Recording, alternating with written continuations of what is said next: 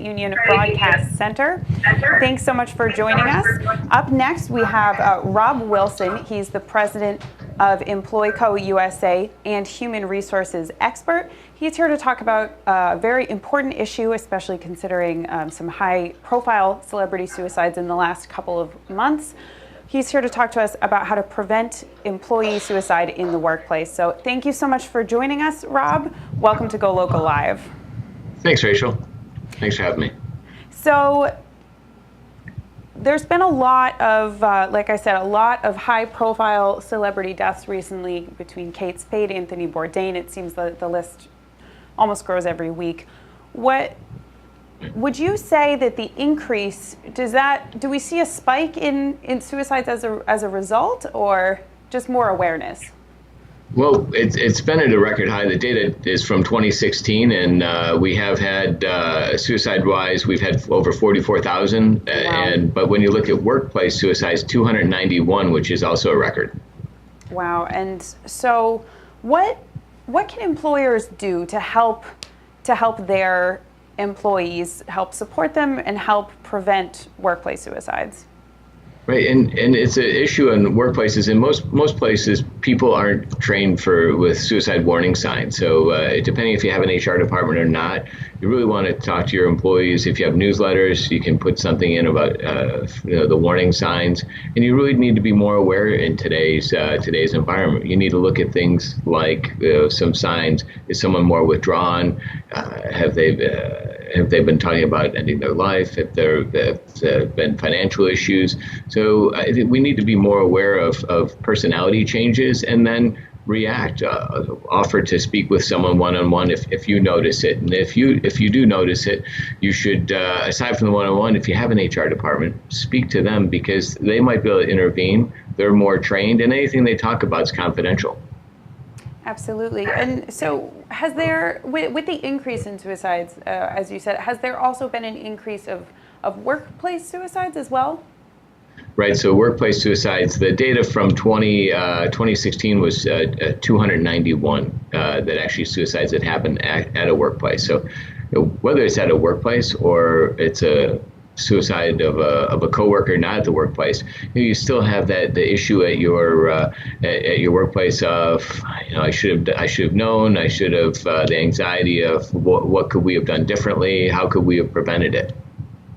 And so what can fellow coworkers do to help keep an eye out for their coworkers? It's of course important for HR departments and employers to set up programs and be aware, but what can we do in just the day-to-day?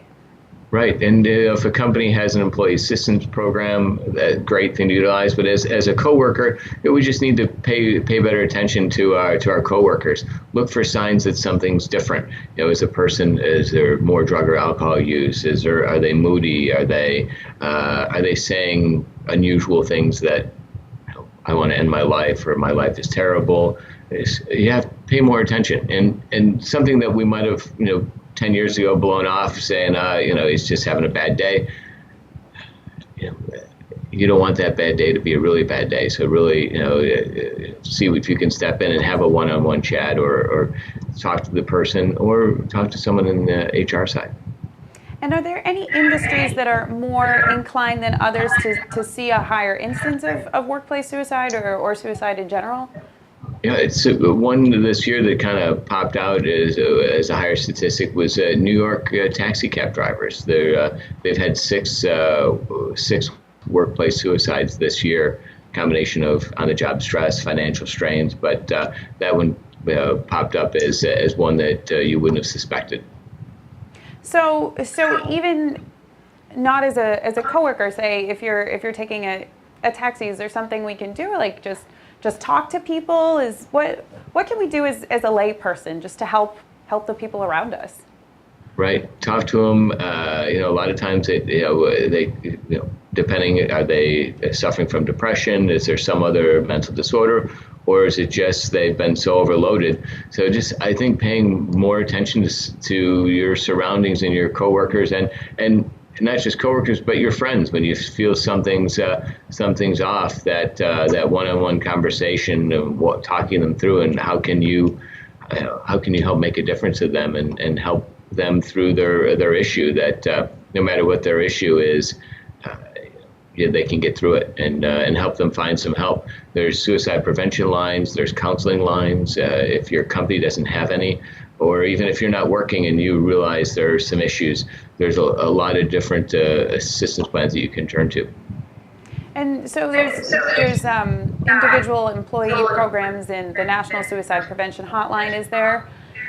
Are there any other resources we can point people towards?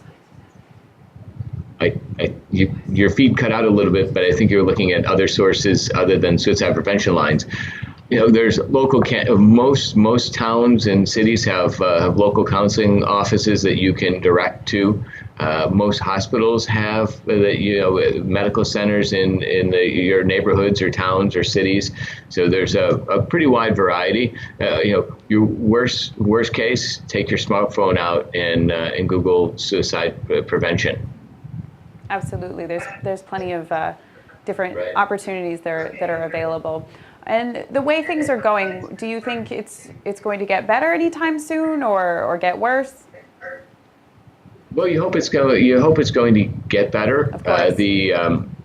I think the more that we can do to raise awareness to the situation, the more awareness we do and the more we talk about it, I think the more it's going to help with prevention. Absolutely. Well, thank you so much for joining us, Rob Wilson. A very important topic, especially today, as we see an increase in suicides in the workplace and all around. So thank you so much for joining us. We really appreciate having you join us here in studio. Thanks a lot. And we'll be right back with our next guest here on Go Local Live.